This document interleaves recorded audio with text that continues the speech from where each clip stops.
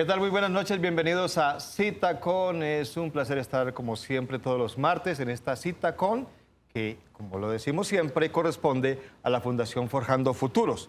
Y la Fundación Forjando Futuros se dedica a acompañar a las víctimas del conflicto armado en los procesos de reparación, restitución de tierras. De eso hemos hablado también en otras oportunidades. Y en esta etapa del programa, pues Forjando Futuros y el programa Cita Con ha invitado a candidatos a la alcaldía de Medellín para preguntarles sobre dos temas específicos: tema de seguridad y también tema de líderes sociales. Ya hemos tenido otros candidatos y hoy tenemos uno más. Pero antes, saludar a Gerardo Vega, director de la Fundación Forjando Futuros, a quien agradecemos por acompañarnos esta noche. Gracias, hermana, a los televidentes, al doctor Juan Carlos Vélez, candidato a la alcaldía de Medellín. Sí, efectivamente, este es un programa que se dedica a la defensa de la vida de los líderes sociales y en favor de las víctimas, que se trabaja con recursos de cooperación internacional, y por eso queremos preguntar a los candidatos a la alcaldía de Medellín cuál sería su política para la defensa de los líderes en el tema de derechos humanos y en el tema de la reparación a las víctimas. Es un punto que todo el país hoy, doctor Juan Carlos, hoy 8 años de la ley de víctimas y restitución de tierras se cumplen. Yo creo que sería importante empezar haciendo un balance. Pero yo quiero saludar al candidato, por supuesto, doctor Juan Carlos Vélez. Bienvenido al programa, gracias por acompañarnos. Hermano, un saludo muy cordial para usted, para Gerardo, para toda la audiencia y muchas gracias por invitarme a su programa. Antes de entrar en materia con el candidato, recordar los nombres de algunos líderes asesinados. Mire, me encuentro aquí desde el 2011 un nombre que me trae recuerdos tristes. Ana Fabricia Córdoba. En esa época teníamos un programa aquí en el canal Cosmovisión que se llamaba En Caliente, dirigido por mí y presentado también. Y la tuvimos a ella en el programa. Ella denunció, hizo unas denuncias muy fuertes, inclusive dijo que temía que la fueran a asesinar.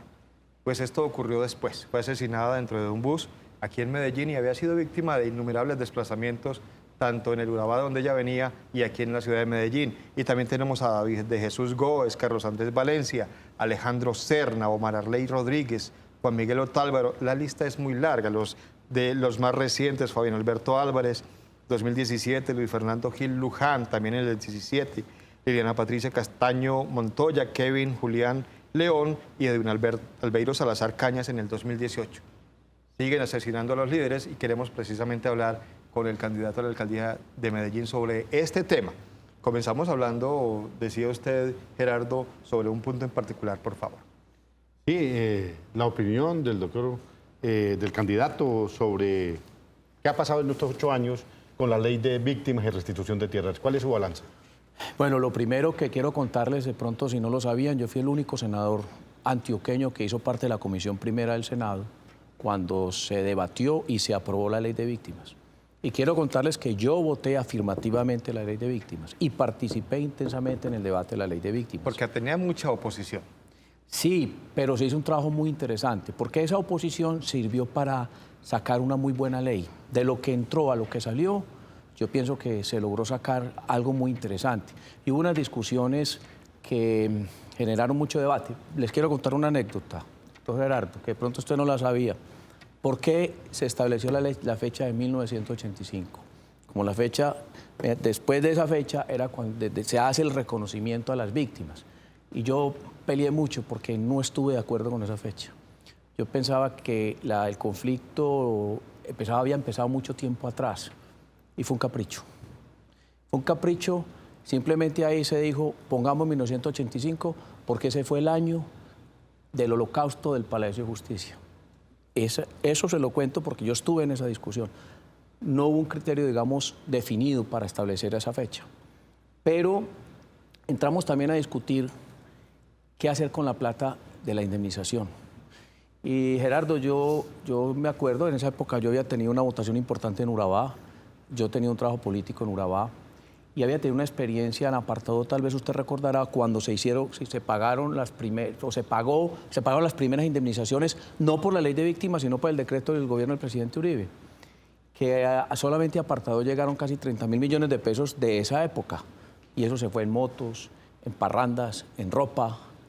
Y entonces ahí fue cuando nosotros propusimos una propuesta mía para que la indemnización de la ley de víctimas tuviera una destinación específica, para proyectos productivos, para educación, para vivienda. Lamentablemente la Corte lo tumbó. Ahí se equivocó la Corte. Entonces participamos activamente en ese tema y algo que a mí me preocupó mucho y que creo que no me he equivocado, que también, digamos, dejé constancia en ese momento de lo que iba a pasar, y que es que a mí el tema de restitución de tierras no me quedaba muy claro. Y no me quedaba muy claro porque yo estaba vislumbrando lo que hoy está pasando, y lo dijimos ahí, lo pronosticamos y no nos equivocamos, porque es que en la medida que el conflicto ya pasara de ser un conflicto político, un conflicto de narcotráfico, se iban a presentar unas situaciones donde los narcotraficantes no iban a ceder tan fácil y no iban a entregar tan fácil sus tierras. Tierras que habían sido, digamos, expropiadas a campesinos, como ocurría en Urabá, en Córdoba y en otras partes. Despojados por la fuerza. Despojadas, exactamente.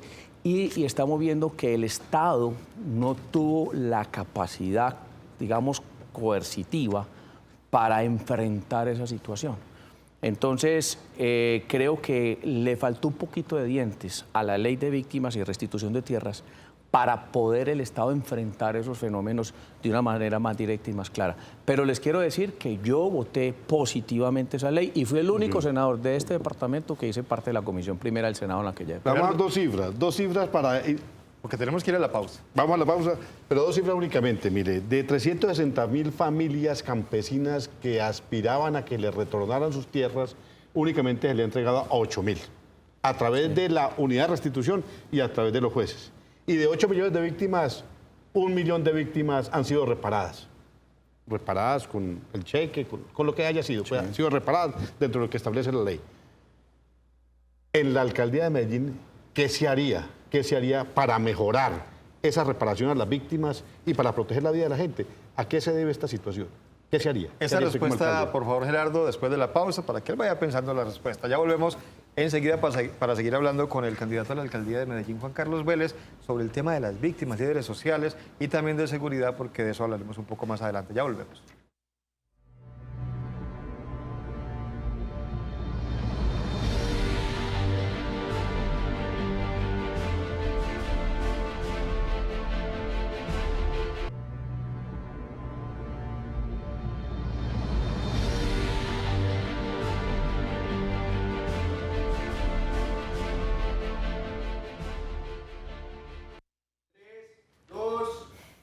Muchas gracias por continuar con nosotros. Estamos en Cita Con y como todos los martes la cita es con la Fundación Forjando Futuros y hoy invitado, candidato a la alcaldía de Medellín, el doctor Juan Carlos Vélez. Y estábamos hablando con él sobre este tema de la ley de víctimas y de restitución de tierras. Y me llamó la atención, doctor Vélez, que usted mencionaba que la ley de víctimas no tenía suficientes herramientas, dientes, para quitarle a los despojadores las tierras y devolvérselas a sus legítimos dueños. ¿Qué hace falta y por qué no se puede hacer ahora? ¿Qué se podría corregir de esa ley ahora? Bueno, yo no digo que no tenga dientes del todo. Sí tiene, digamos, estableció, digamos, algunas condiciones. Por ejemplo, el tema de la carga de la prueba, que la tiene es el poseedor de la tierra, no la tiene el reclamante. Y yo creo era inaudito que pasara eso fue un cambio muy importante. Digamos, ahí se le dio esa posibilidad pues, al reclamante. Pero a mí me parece que con el fenómeno del narcotráfico que tenemos acá, esa capacidad de corrupción del narcotráfico ha logrado minar, por ejemplo, muchas registradurías. Vimos unos casos tal vez en Urabá muy complejos donde tuvieron que capturar a algunos registradores y algunos notarios porque ellos no ayudaron ni colaboraron en ese proceso. Entonces hay que generar como una especie de normatividad que permita, digamos, sancionar drásticamente a quienes no colaboren ni participen en ese proceso. Y entorpezcan. Y entorpezcan, pero también esto tiene que ir muy de la mano de los órganos de control, específicamente la Fiscalía. Porque casos que yo conocí, a unas personas cerca de Turbo una vez los despojaron un narcotraficante de una finca. ¿Qué estaban haciendo esos narcotraficantes, en este caso del Cartel del Golfo? Apropiarse de todas las fincas que estaban cerca del litoral y a su vez construir un corredor de fincas despojadas hacia la serranía de Avive. Y lo hicieron a la fuerza y el Estado no ha podido entrar a retirarlos de ese sector porque yo quisiera interrumpirlo, doctor Juan Carlos, por lo siguiente. Mire, sí, es cierto, el tema del narcotráfico incide mucho porque ¿quién controla eso en el campo? No hay certeza, no hay seguridad. Pero también hay 44 empresas que han sido ya condenadas a volver tierras. Argos tiene 12 sentencias en contra, 12 sentencias. Es la empresa que más sentencias tiene en contra. La Anglo Gol Ashanti, la Continental Gold. Esas empresas les dijeron, señores, tienen que suspender los títulos mineros de exploración y explotación hasta tanto no hagan la consulta previa. Y 44 empresas más. Yo creo que hay de todo, ¿cierto? Ahí hay empresarios, no son empresarios, realmente son gente que posa de empresario para cometer delito, porque en últimas cometieron delito.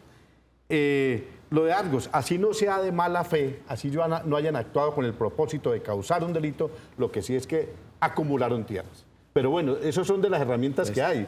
Hay 12 sentencias en contra no podemos decir nada, son 12 sentencias. Los jueces y magistrados han dicho, devuelvan esa tierra, están devolviendo. También en beneficio de Argos hay que decir, están devolviendo unas tierras, claro. Crear una fundación lo están haciendo. Pero bueno, todo esto ha pasado. Aquí hay 22 asesinatos en Medellín de líderes. ¿Qué hace, doctor Juan Carlos, para que la cosa mejore en Medellín? ¿Cómo hacemos?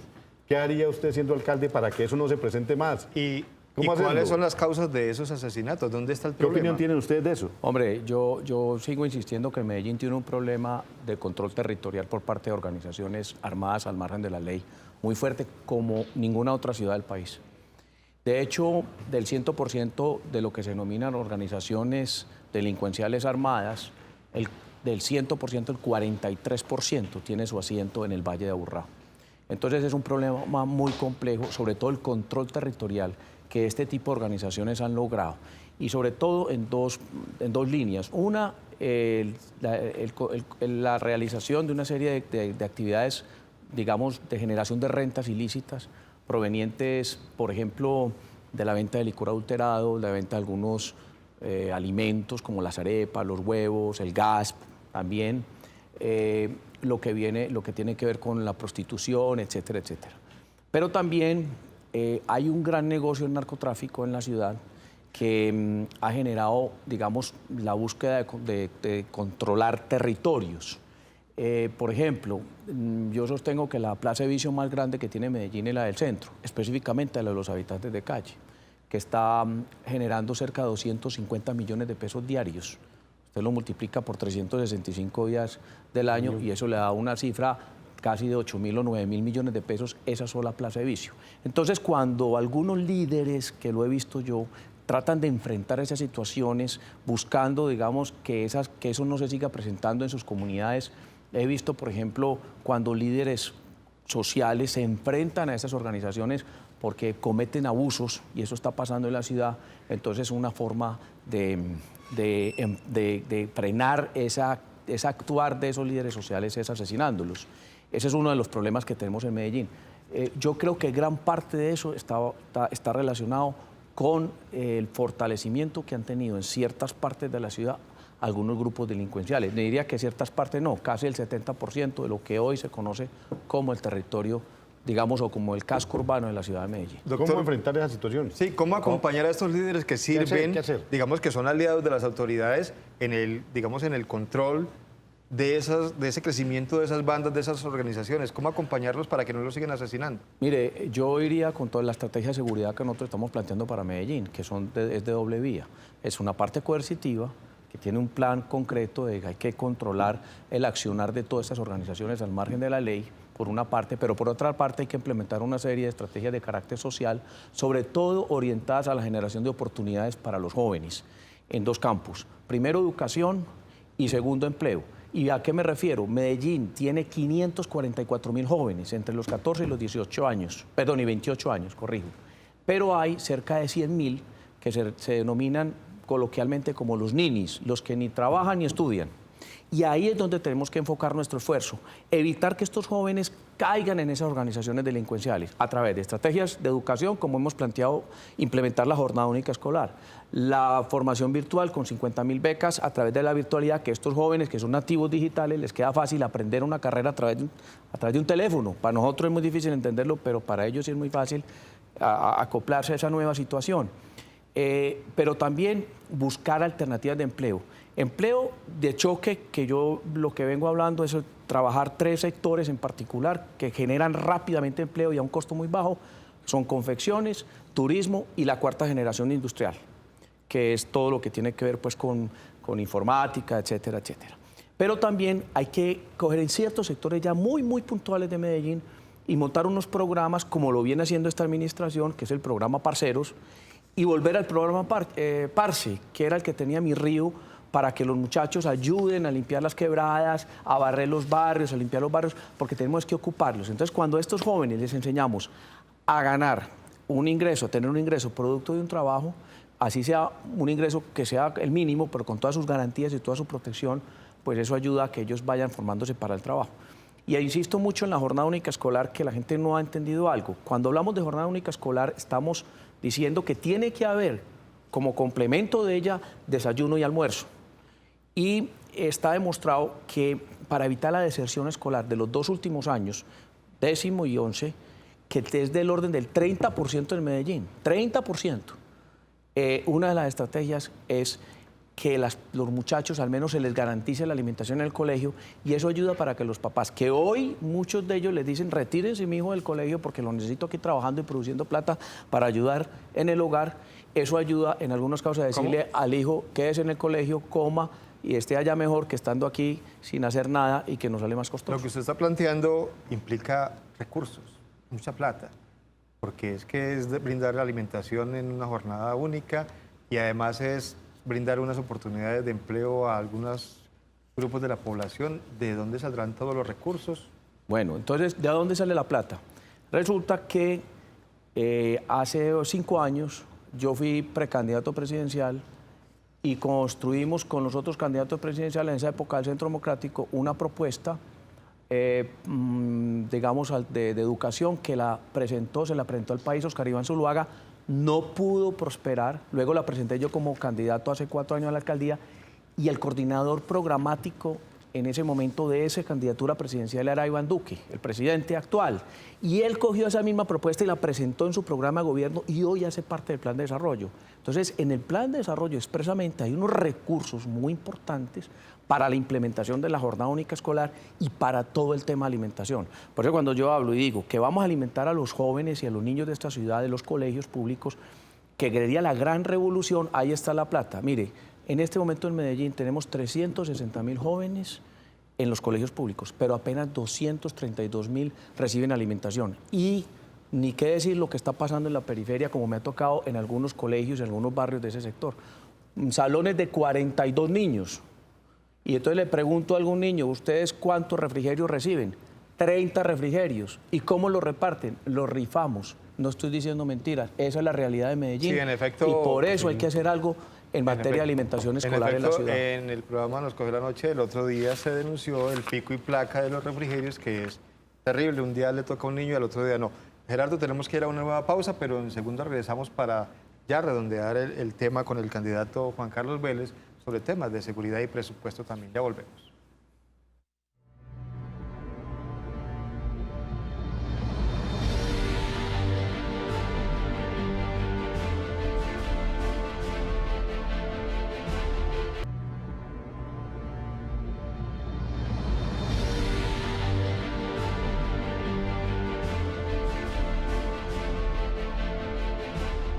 Estamos de regreso, muchas gracias por continuar con nosotros. Ya para finalizar, más preguntas para nuestro invitado de esta noche, el doctor Juan Carlos Vélez, candidato a la alcaldía de Medellín. Gerardo, ¿usted tiene otras inquietudes para el candidato? Unos datos simplemente. 544 homicidios en el 2016, 582 en el 17, 632 en el 18, e íbamos en mayo en 302 homicidios en Medellín, ¿cierto? Y una sensación de inseguridad del 57%. Bueno, ¿qué hacer con estos temas? Usted ha hablado de 2 cosas. Política de seguridad dura, ¿cierto? Policía, la capacidad coercitiva que tiene el Estado legítima. Y en segundo lugar, educación. ¿Por qué no nos habla de la primera? Política de seguridad. Bueno, hoy ¿qué hacer con la policía? Aquí hay van datos también 318 homicidios. Sí. Estamos creciendo casi en un 20%. Sí. Y si nosotros miramos los homicidios que se cometieron en el año 2015 a hoy, Hemos crecido casi en un 30-32% el número de homicidios. Entonces sí hay un problema, están matando a la gente. Entonces uno de los problemas que hemos detectado es que no hay una claridad frente a quién es la autoridad en la ciudad. Yo soy amigo y siempre he creído que lo que tiene que hacer el Estado es impulsar la autoridad legítima. Es decir, nosotros tenemos que buscar que sea el Estado el que se encargue de ser la autoridad. Cuando usted dice autoridad, es que en el barrio la gente reconoce a otra autoridad que es la ilegal. Por eso la primera propuesta es redefinir el rol de la autoridad. ¿Quién es la autoridad en la ciudad?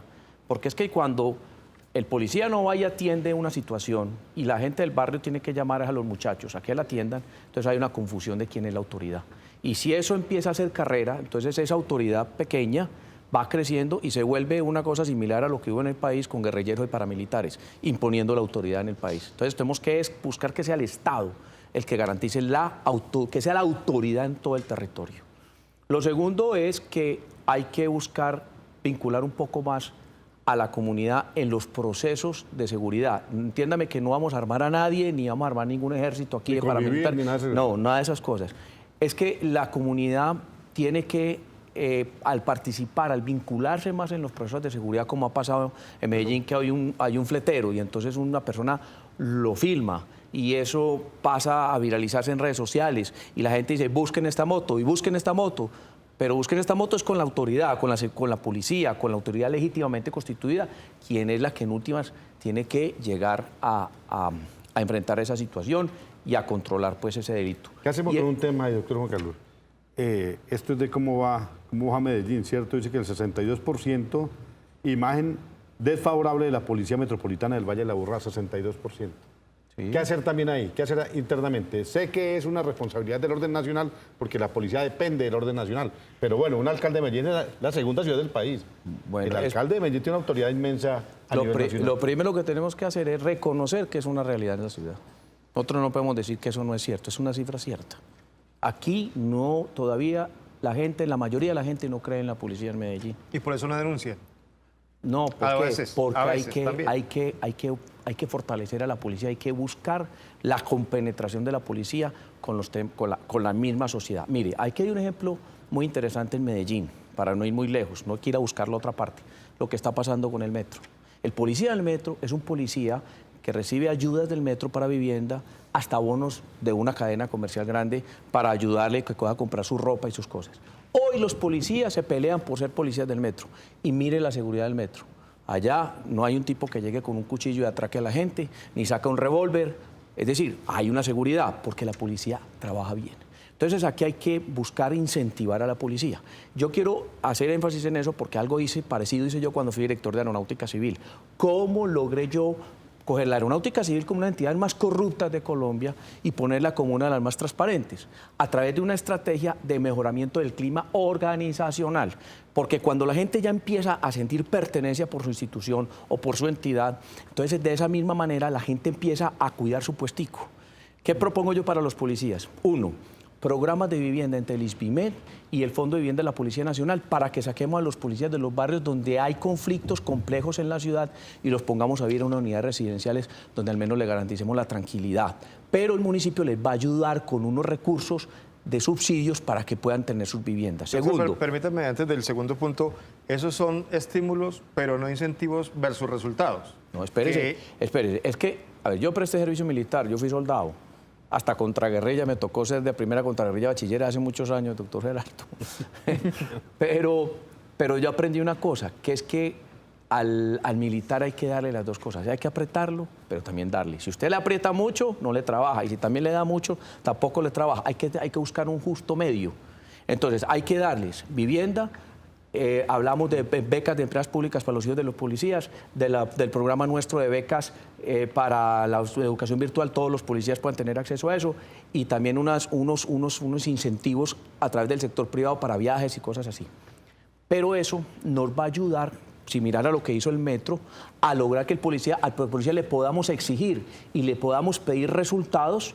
Y yo estoy seguro que a través de esa estrategia, mejorando el clima organizacional, el sentido de pertenencia y el que ser policía en Medellín sea un privilegio, podemos lograr unos mejores resultados operacionales por parte de la policía.